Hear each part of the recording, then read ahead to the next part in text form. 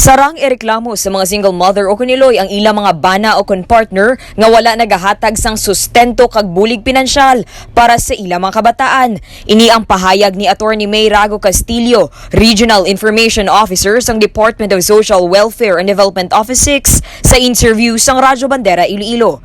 Dugang pa ni Castillo, sarang mapasakaan sang kaso kag mga pangatubang sang nagakaigo nga penalidad ang mga tatay nga magpamalibad sa paghatag sang sustento sa ilang mga kabataan.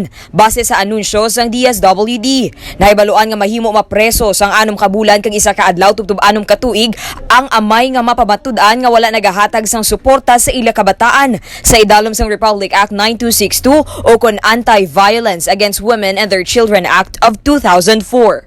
So kami sa DSWD, Secretary Tulfo has already issued an instruction for all the legal officers of DSWD to provide support, to provide help, legal help, legal aid sa mga parents, sa mga solo parents, or sa mga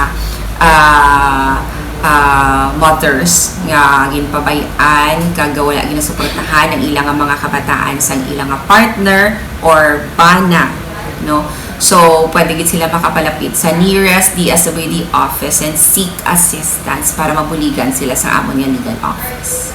Balita nagikan sa DSWD 6. Ini si kabanderang Dane Raffles nagabandera sa matutud nga serbisyo publiko kag kalingawan sa Iloilo. Radyo Bandera.